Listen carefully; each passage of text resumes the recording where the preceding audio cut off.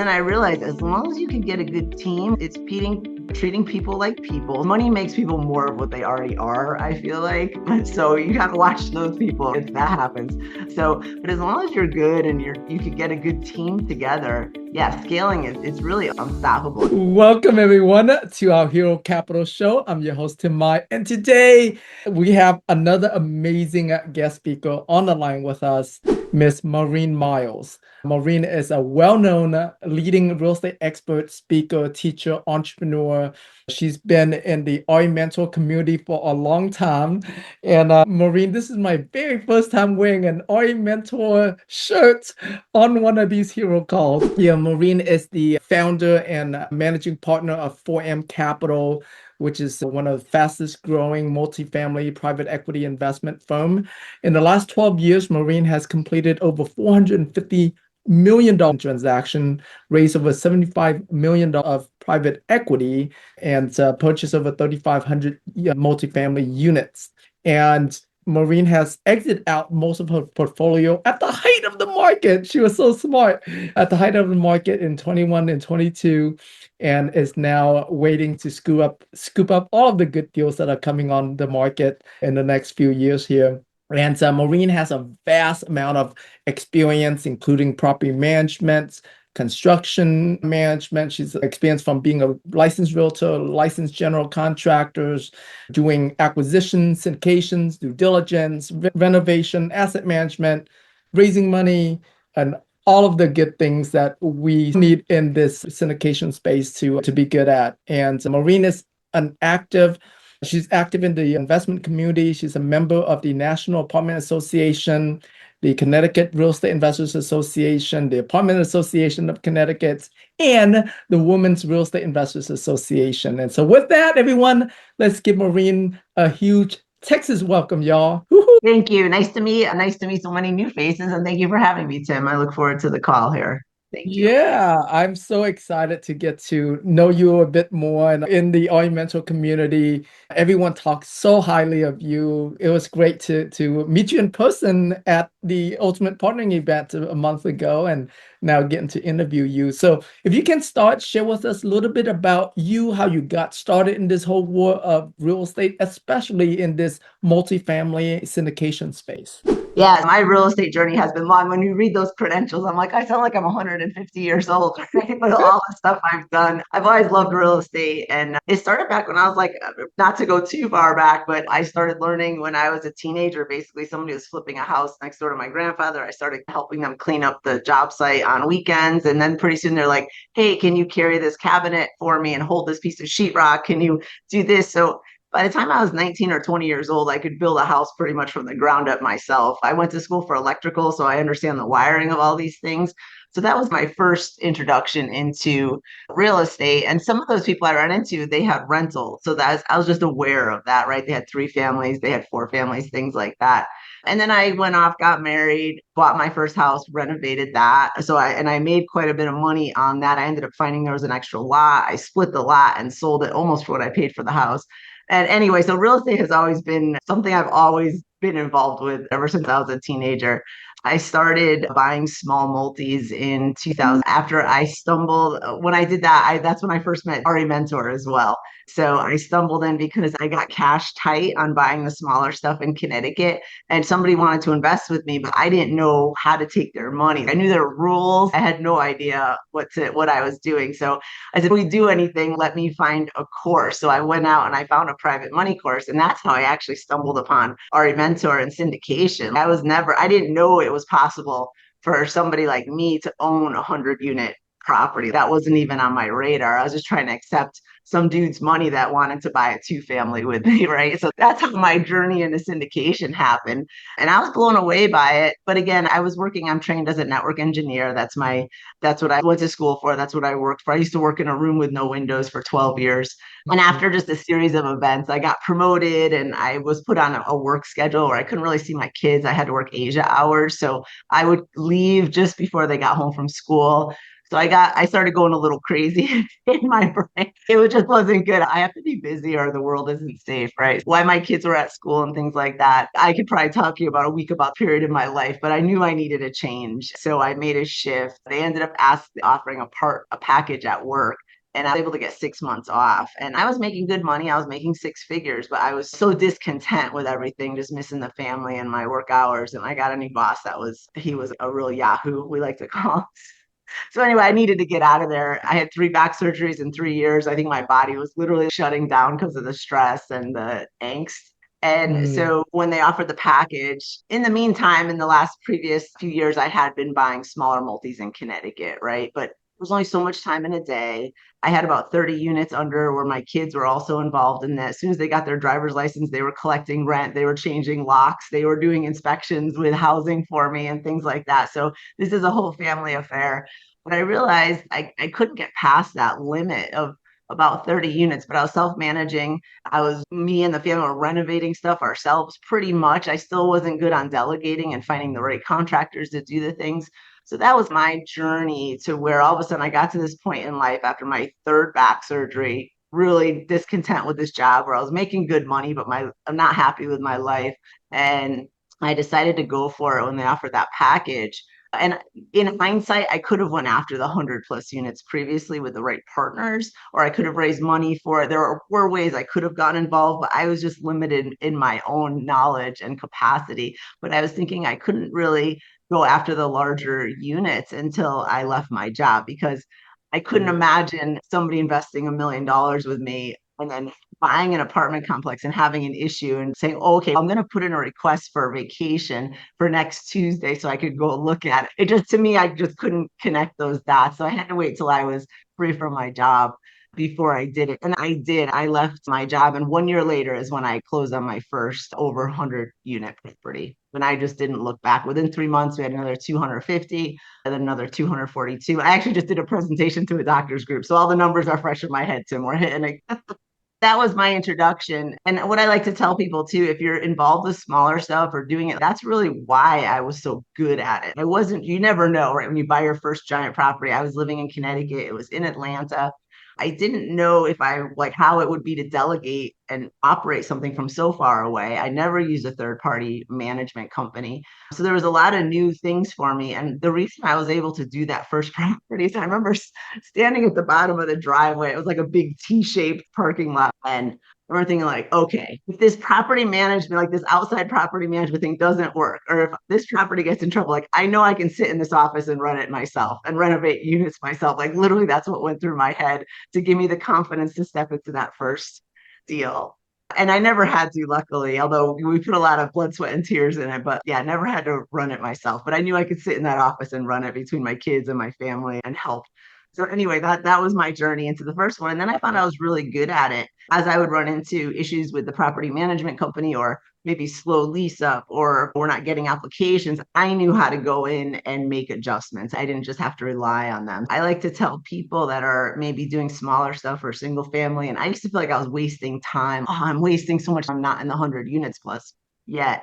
But again, I realized that's where I cut my teeth. That's where I learned what renovation takes, what materials are appropriate, how do you market correctly, what is a manager's fault, what is a tenant's fault, how do you manage tenants. So that was all really valuable for me, those 8 years or so that I did that with the smaller units in Connecticut. So I tell people it's okay if you're just renting out one condo or whatever you have going, like you're learning so much. wow, that was an incredible story.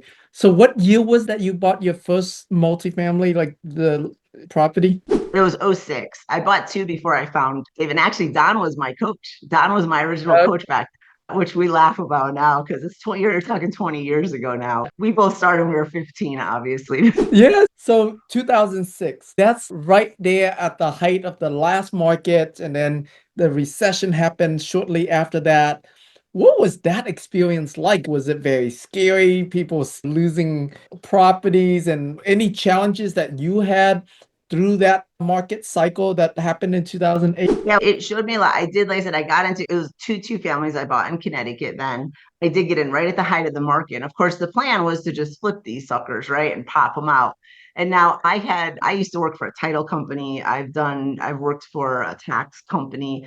I understand the game of mortgages. I was a real estate agent for a while too, so I understand this game. And back in that deal when I bought it in '06, one in Connecticut that I literally just sold a couple months ago. I've owned it all Oh, that time. Recovery. Yeah. I didn't lose anything. Luckily, I was able to hang on, but I wasn't able to flip it like I originally planned. I remember them offering a mortgage to me where it was like a negative amortization. So, because I was planning on just flipping it going into it. And they said, well, your payments could say, I don't remember the exact numbers, but say the payments could be 1,000 a month if I do that. And basically every month, a little bit more gets put on the principal, right? Or I can do this fixed rate that I knew wouldn't change. And I thought about the two, and my gut told me just do the fixed rate because you don't know what's going to happen, right? So I'm so grateful I did that. Just that one mistake could have blown up my real estate career. So this is one of the reasons I do talk to people. I do try to put information out there. I'm always willing to jump on podcasts and stuff because I feel that the more we know, the safer we can be in these deals. And really, it's mistakes like that. Again, I was really tempted to do that 1,000 a month. I'm like, what am I going to do? Hold it for 6 months? That would bring my carry cost down. But again, plan for the worst and hope for the best, right? That's something I've always kind of lived by. So I'm like, okay, if anything happens, I need this other mortgage that I could carry through if I had to. And so I look back when people do lose properties and when things happen, like I do understand the mindset, kind of how we get sucked in or we're not paying attention to always the right clues and reading things correctly. So with that, to answer your question is, yeah, I carried those properties for a long time. I think I had like the second one I had for 16 years. The first one I literally just sold it. So yeah, I held that property close to 20 years. It was good. Once I got people in there, luckily it's a really good market, good school. So I had tenants, the same two tenants in there for over 10 years. So that's nice when you get people locked into those properties and they just stay. So it was easy to carry, but I did see a lot of people lose their ups basically. It was rough for a lot of people. I remember going to some RA mentor meetings in the beginning, and I remember a gentleman standing up and I forget how many units it was. And then somebody asked, what's the cash flow on that? I'm negative 3,500 a month. And I just remember thinking, because I was brand new, I'm like, don't we do this to make money? I didn't quite understand. I knew that guy's trip did not end well way back then at some point, right? But it did teach me that people will keep buying for not always the right reasons, right? And so that I remember that one gentleman, I don't remember who he was, but I'd like to thank him because I think that was one of the reasons I knew to sell in 21 and 22 and to stop mm, buying when the numbers didn't work. His story like just stayed in my head. So I also, you're talking about your conference coming up. I also tell people go to every conference you can, be involved in all these communities because you learn things like that. You never know what little nugget's going to stick with you that's going to save you a bunch of money in the future or put you down a path. It might be a meeting of that one person that's going to change your life and you're going to work with for the next 30 years. You never know. But whenever you guys do conferences and whatever it is, it's always good to go to every single one you can, even if you think it's not necessarily for you. But yours is right up everybody's alley here, Tim. So that's cool. thank you. Yeah. So share with us your first big 100 plus unit deal. Okay. Take us through, because actually, right before that, what was the deal size prior to getting into your first big deal? So we can have a good comparison, because I want to see the mindset, what was going through your mind as you're taking on this big deal and the challenges that came along with that. Yeah, so I was doing smaller units, like 2 to 4 units in Connecticut, and I had a good system down. I was in the position where if a broker called me for a deal and it was listed, I'd get mad at them. I'm like, dude, you need to let me know 2 weeks before you list it. If you're ever watching on the listing things and the unit or the property hits for an hour and it's under contract, that was me. I was sniping all these things all the time. So I had quite the machine and reputation built in Connecticut. I even had a broker give me my own HUD keys and stuff because I liked buying foreclosures. I was really good at construction, looking for those problem properties where it was like, I'm a hunter, I say not a farmer too. So I love to go after the troubled deals. It's always been my game and fix them. And you make more money off them too. So that's a great game to be in. But it was funny because it's a great question you ask because there's a big change from going from smaller stuff to bigger stuff. It's a big mindset change too. And what happened is I had my connections going, I was buying stuff, things like that. We were doing tons of renovations. And at one point, I remember calling all my contacts and saying, don't call me anymore with it because every time I was trying to spend time underwriting, I was trying to spend time meeting people, possible investors and things like that. And then all of a sudden, this little juicy three family would pop up and I get sucked right back in because that was my comfort zone, right? That was like where I was comfortable. Over here, it was like a stretch. There was fear involved. There was an unknown involved. So as soon as I got that comfortable base to jump back onto, I would go there. So literally, when they would call me, I'm like, don't call me. I told them, don't call me for 60 days. I just had to focus on that. And I even got some really good deals. And so what I did is I sent those deals to my competitors, and they're like, "What?" I'm like, "Listen, I'm trying to refocus into bigger." I'm like, "If you do the deal and it's successful, give me $1,000." I'm like, "But if that's all, if it works out," because they're like, "What do you want? Do you want a partner?" I'm like, "You just do it. If it works out, give me $1,000." And it's so funny. 2 years later, on some of these deals, I was getting $1,000 Oh, checks in the nice. mail. These people, so I'm like, oh, and I never took track. I never track of if those deals would work, but it was me like realizing where my brain was. That was the biggest key is wait a second, it's comfortable over here. It's I would say beware shiny objects, right? So it's always easy to get sucked into something we're happy with. My kids, actually, I think some of them are on the call here too, but the kids always do tax time. That's the only time the linen closet in the house would get reorganized. They would literally catch me reorganizing my linen closet, like taking out. They're like, "Is it tax?" Like it is tax time. So I realized that. So you just catch yourself like, oh, I'm rearranging the garage. Is reorganizing the garage is not the important thing. I really should underrate that deal. So just catch yourself as you're trying to make that transition because just by default we go into this other mode, right? Okay, so talk about how you found this first deal and then especially around the raising money for this deal. How much was needed to raise and how did you go about raising money for this first deal? So that's a fun story too. So that deal was in Atlanta, the 117 units it was in Decatur, Georgia. And the way I got into that deal is I was actually involved in a previous deal in Texas that was being raised for.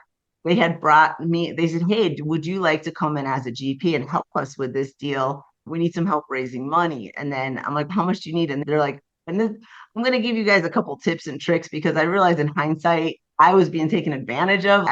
But I'll tell you the story. So just something to look out for, right? So we needed every penny raised. These are supposed to be five experienced operators. And again, I'm people that know me know I don't like a lot of partners because I feel like there's just a lot. And some people work great with a lot of partners. So I'm not hating on that, but just for myself. So this was supposed to be five experienced partners. And I was so new. I never raised for a big deal before, but I had been going conference to conference. I was well known in the area. And I was always, I think Don told me I was always the number one networker. They'd always say, follow Maureen around if you want to know how to network. But I was so grateful to be able to do this business. And I was so curious about all the people I'd meet. I wasn't trying to network, I was just networking by default. So I think that's why I was so good at it. But there was a Texas deal, five operators involved. And again, they couldn't raise a penny. So anybody out there, that's a red flag. It's like if you have a bunch of people and they need every single penny raised, that's a red flag. If you're doing good, you should be able to raise some of your own money or at least go to trusted people that can raise money for you if you've been in the business for a while. So anyway, they couldn't raise money. They had 2.75 million to raise. And I actually had contacts. So I'm like, I could do it. I'm pretty sure I could do it. So I went and I started pitching to some of my investors, some of the people that I had met in groups like this. And as I was getting the money raised, I'm looking at the deck and I said, okay, they want to buy it at here and they're projecting exiting here. There was like no capital raised. So they weren't renovating apartments. They weren't. And I'm like, how are you guys planning to get from here to here? And so when I asked the first person, we'll say his name's Mike. I asked Mike, and Mike says, "Oh, I don't know. Go ask Sally." So then I asked Sally, and I'm like, "Oh no, I didn't do the numbers. Go ask Eric." So I went and asked. So I went to all five, and I realized nobody knew the A to B plan for this deal. They only just it was like a theoretic book of projections, and I'm like, and I was brand new, so that was the hardest move I had to make was to excuse myself from that deal. So I'm like, listen, because I understood that investors trust me. They're not real estate experts. They don't know. So, but they're trusting me to put them in a good deal. And I'm like, I don't see the path here. So I excused myself from that deal. And that, again, that was one of the hardest things because you'll hear this in this world all the time is, oh, they didn't have the money to close. I didn't want to be the one that was the reason for them not closing, but I just wasn't confident in the GP team, basically. So I told them I had to step out. And right after that, somebody called me because they knew I had been raising money for the Texas deal and that I stepped out. And there was a deal in Atlanta that somebody had a partner with, but they were short money. So I got a phone call from the gentleman that was, hey, so he already had the deal. He had the deal directly from one of the owners. He had the deal under contract. He had another partner. That other partner couldn't bring his portion of the money that he was supposed to bring. So they were looking for another partner. And somebody recommended me. We were both at an ultimate partnering by Ari Mentor, actually, but we never met each other. We each met the same person. So they put us together.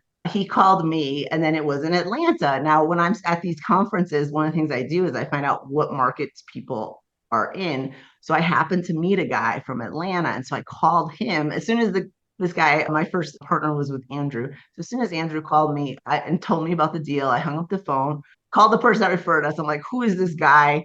He's a good dude. I'm like, okay. So I got approval from him. So then I called my friend in Atlanta and I was like, hey, can you check out this property? As a matter of fact, where he goes, I happen to be literally 5 minutes away. He's on his way to the pharmacy.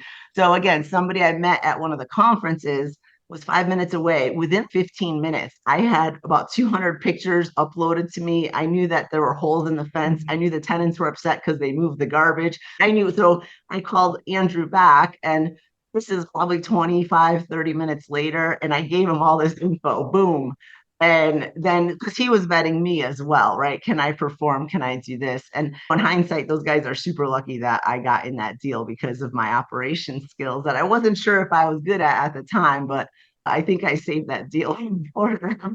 But so anyway, that was my first deal, was actually coming in with funds, like what you teach, fund to funds, right? So that was literally my introduction into this.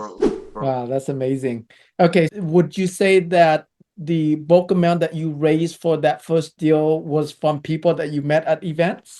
From the net? 100%. I had no money, and none of my friends or family had money. There was nothing there. Yeah. So a lot of people say, how do I get started if I don't have anything? I'm like, I worked my ass off. I can operate these properties. I wasn't afraid to sit there and talk to the manager and understand how to make sure it ran well. So I provided value like that. But every single penny from that deal, and it wasn't until my third deal I was even able to contribute as an investor, put any money in, because I just didn't have it.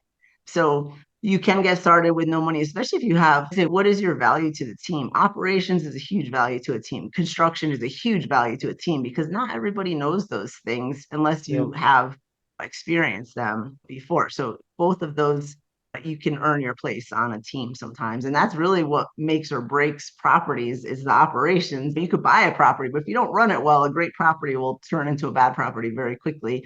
And then also I see a lot of money wasted in CapEx, where if you don't have somebody on the team or a coach or somebody you could refer to guide you a little bit, that can be detrimental to a deal as well, with a lot of Yeah, wasted money.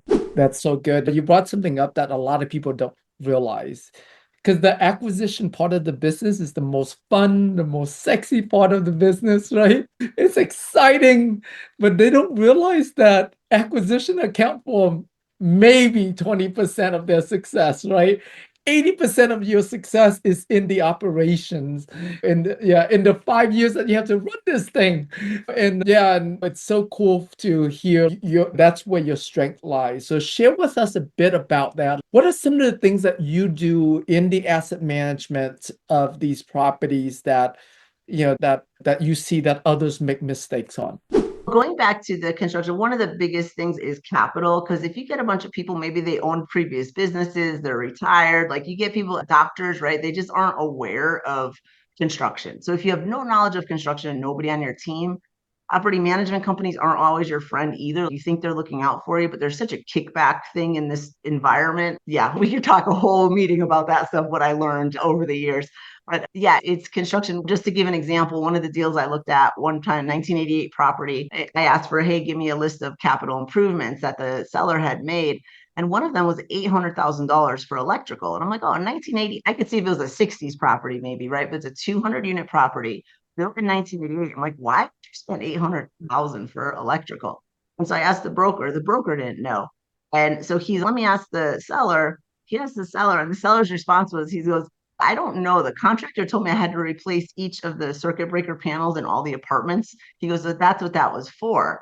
And I said, do you know why you had to replace it? And he goes, oh, I don't know. He just told me I had to. So again, I could have gotten that same job done for 1,000 a unit, which I would have spent 200,000 versus the 800,000. So not only did he pay 4x, But he did something, there's no reason. I've never heard of a reason to replace an electrical Yeah. box property. So that's one of the things that I do see a ton of people get caught up on. One of my first experiences in owning is my second property. There was like windowsill rot and on one of the windowsills in the clubhouse, and it was on the second story, but there was like a mini roof. It was an interesting structure like that.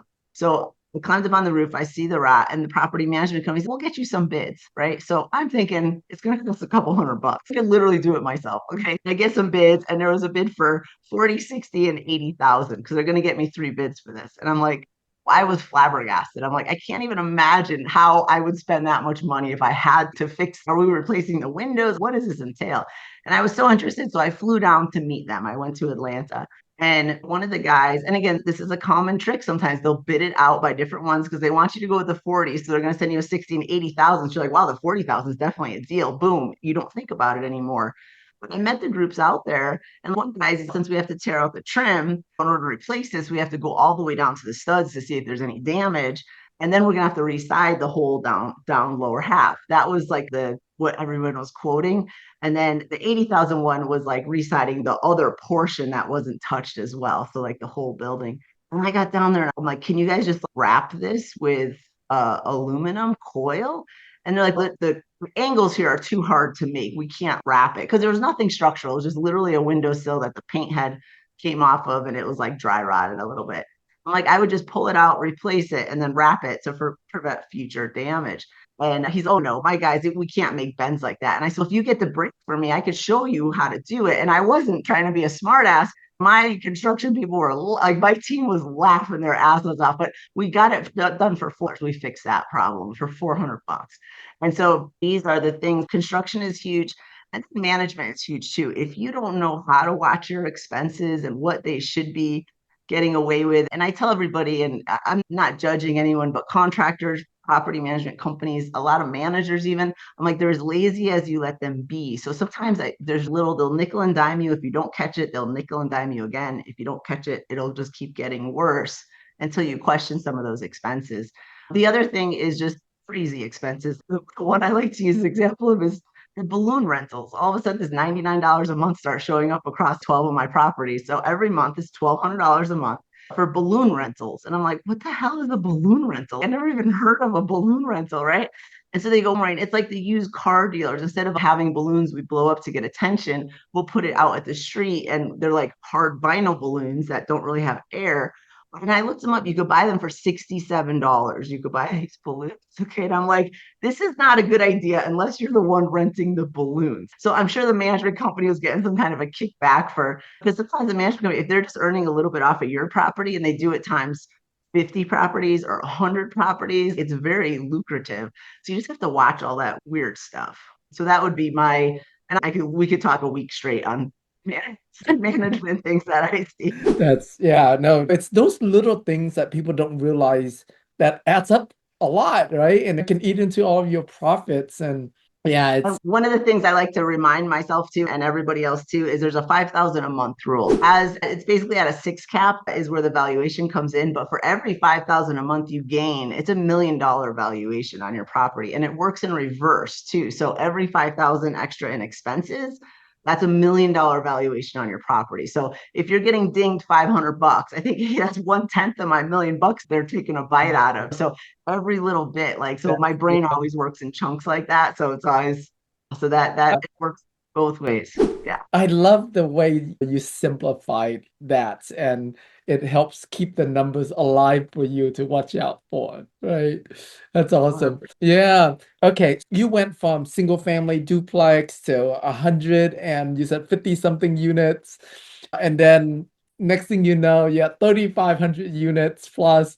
Share with us that whole journey. What were some of the major lessons that you learned along the way in your path of growth?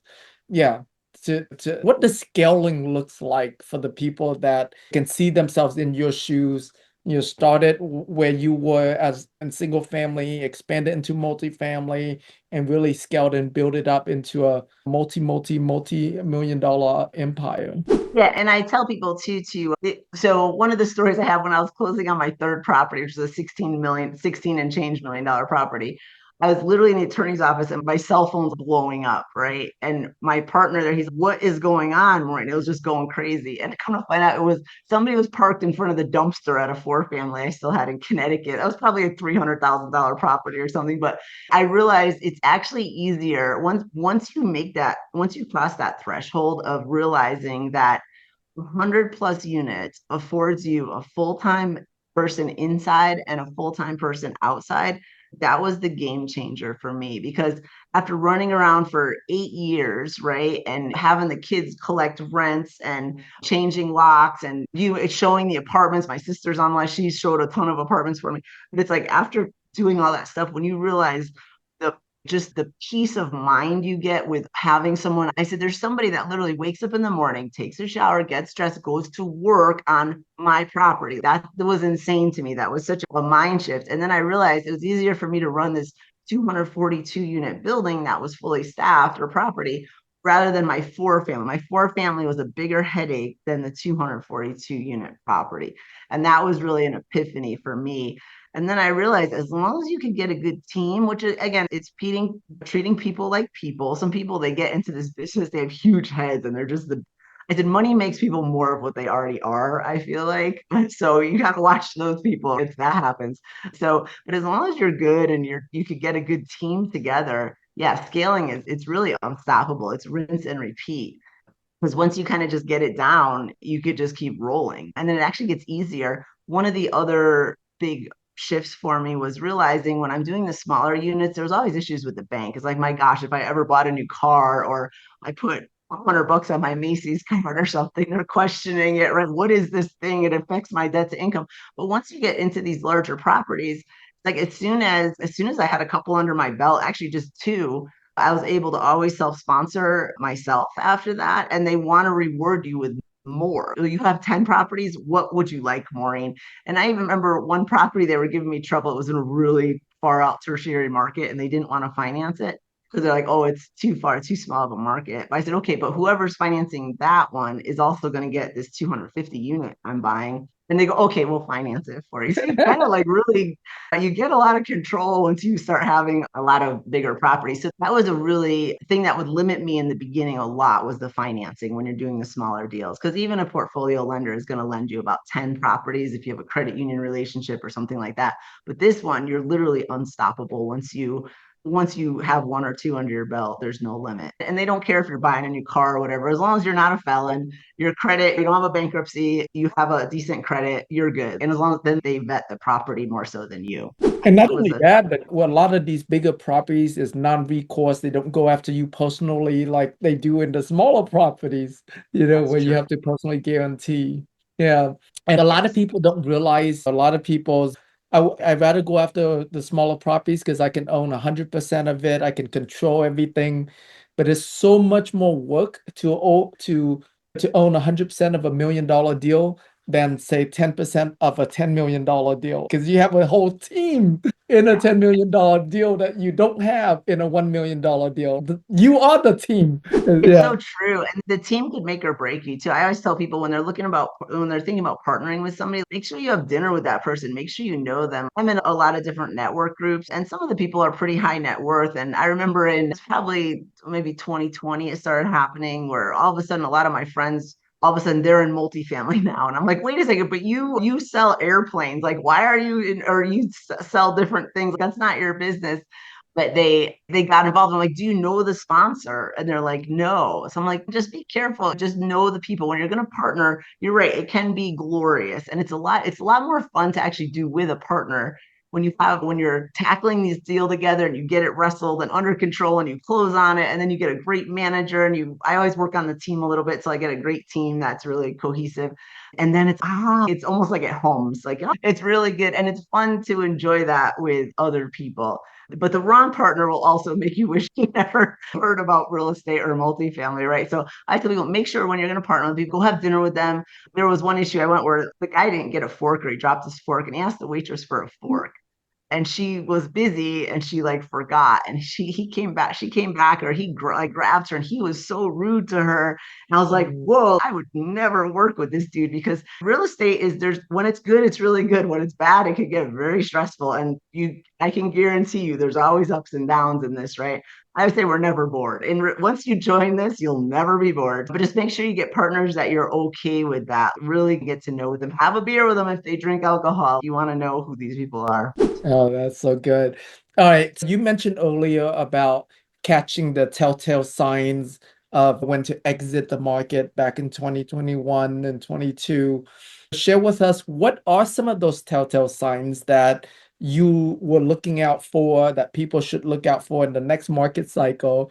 And then also share with us what kind of deals are you looking for now in this coming cycle? Yeah. Sure. The signs back then were, because of COVID, some of my projects were delayed. So we had a couple projects that we really should have sold in 2020, but they got carried into 2021. And what happened when I started selling those projects, I had two or three listed. When I started getting offers for all my other deals, I started just, again, unsolicited. And I'm not talking one or two offers, I'm talking 15 offers. It was wild. And these offers were coming in at an even higher amount than what I had expected to exit in the full 5 years. So one of them, as a matter of fact, we had only owned for about 13 months. We're only 13 months into a 5 year project. And Wow. the offer was more than what I was expecting to exit at in 5 years. So I Wow. bought that 136 a door and I sold it for 72 a door in 13 months. Wow. But what the signs of the market, that first of all, I hadn't been able to buy anything since I can't remember if it was 2020 or 2021 was like the last time. So we're in later 21 or mid 2021 at this point. And I'm getting all these crazy offers and I'm looking at them. I'm like, these people cannot operate. I'm a good operator. I know how to tighten up when I need to tighten up and save money. And I'm like, they cannot operate the properties at this price. I did not understand it. They're getting bridge debt was another red flag. And it wasn't bridge debt because there was a lot of construction to do, or if it was 60% occupied. That's where kind of bridge debt has its place, because you're getting extra money for construction loans. But this was only bridge debt because they couldn't meet the purchase price, right? And I Mm. talked to one of the brokers in Atlanta at the time. He's, Maureen, do you realize in the summer of 2021, 95% of all the deals sold were sold with bridge debt, only because they didn't meet the DSCR, which is the debt service income ratio. So that means there's a bunch of people buying overpriced properties that are telling the lender, don't worry, Mr. Lender, in 1 year, 2 years, 3 years, I'll have the income up to this amount. And so that was a red flag. That was a huge red flag to me once I heard everybody was closing with bridge loans. The other thing was, as I looked at my portfolio, again, I bought my first one in 2014. We did really well on actually all of the deals. I like to buy a deal with a little bit of forced appreciation. It's just kind of my jam, and it keeps me safe. I was it's like a little insurance policy. So the deals we did really well. And looking back at the deals, I'm thinking, okay, was it the management operations and opportunities that I found? Were those the biggest money winners? Was it the ones that had 3 buildings down from a fire that I could fix? Were those the biggest winners? And I realized that nothing affected me more than the cap rate, right? Looking at what the cap rate did in the market. So just to give you an example, if I buy a property at an 8 cap for $12 million, that property, once it's in a 6 cap environment, that value goes to $16.6 million valuation. So I'll make $4.6 million, not doing a damn thing to the property. That's the NOI staying exactly the same. So when you're in a market with cap rates that are coming back, or suppressed cap rates, right? That's what we want. When they're expanding, like we're in that market a little bit now, you have to just be extra careful. There's still deals out there, but you don't want to be aggressive. So anyway, to bring it back to your question, Tim, is I realized people are buying some of these things for 3 and 4 caps. Like I knew friends in Dallas that were buying for like a 2.75 cap. And I'm like, where do you expect the market to go? It's my question. I get it. You project a 15% rent growth for the next 3 years. You can get numbers to work on a projection in theory, right? But like in reality, you buy something at a 3 cap. Do you think it's going to a 1 cap? That's why we just stopped buying, because I couldn't compete with what other people were willing to pay. Like in the tertiary markets, there aren't always quite the swings, or the smaller markets, always quite the swings that you'll get in the Dallas and Houston, Atlanta, Right. and things like that. But the cap rate is one of the biggest things. But that was the other red flag to have me stop buying, is I couldn't compete with that. And it was too risky for me because we're locking in rates that were, I still have a loan now. I locked in a 3.4% loan for till 2032, and that was fixed. Wow. People are buying these Right. at adjustable rates for 3%, buying at 3% cap rates. I'm like, it's insanity. If you just take a look back and take the emotion out of it, like just realizing that cap rate is the most important factor, I think, out of everything. Right. Wow, that's so good. All right. And then what are you looking for now? I know you're on the sideline waiting for deals to pencil. What are you seeing? Because I'm starting to hear a lot of good deals coming online. And so what are you seeing and what are you looking for? Yes, where the market is, everybody likes to hear. I feel like I have a crystal ball that I've been pretty good at reading for the last decade. I remember 2017, people were like, "Oh, we're not buying. The market's too crazy." And I'm like, "You still have all this opportunity. Like you kind of look at like where's the runway on these Yeah. deals and in this market, right?" So where I feel we're at right now, I stay in touch with some of the lenders and brokers. We've been talking for every quarter, every 60 days or so, all during this time for the last 5 years, right? And it's been playing out what we see. There's a few different things that get thrown in. So I think we're coming to the end of what I was calling the lenders extend and pretend. So like a lot Right. of people that have deals that aren't doing well, the lender really should have stepped in, but they're like everybody's looking away from it. No, it's going fine, but everybody knows it's not going fine, right? So there's a lot of those deals out there, tons of those deals out there actually. And so you have operators that are either going to, and again, a lot of people bought bridge debt in early 20,000, right? To 2021, three, I'd say those are the deals that now that bridge debt is coming due. So that's concerning for a lot of people. So they're either extending or they're able to refi or sell, but some of them have to show up with cash. That's one of the things I tell people if they're looking to invest as an LP, one of the GPs have a little bit of cash on the side. That's so important to a deal because people can show up to cash, and if they might have to add another $1 million to the principal or something in order to get a refi, that deal will still be safe. It won't blow up. But we're looking at a lot of people that can't do that right now too. So they're just been waiting. So there's a lot of deals out there. If they're not paying the lender and they see the kind of the doom and gloom at the end, they're not turning units. And that's a very slippery slope. Once you stop turning units, your occupancy drops so fast.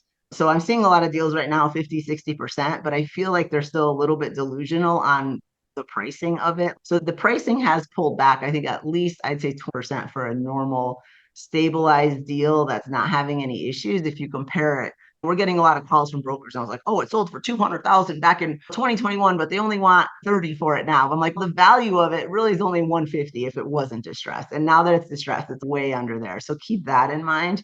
So I do feel it's going to get worse before it gets better still, although there are deals out there.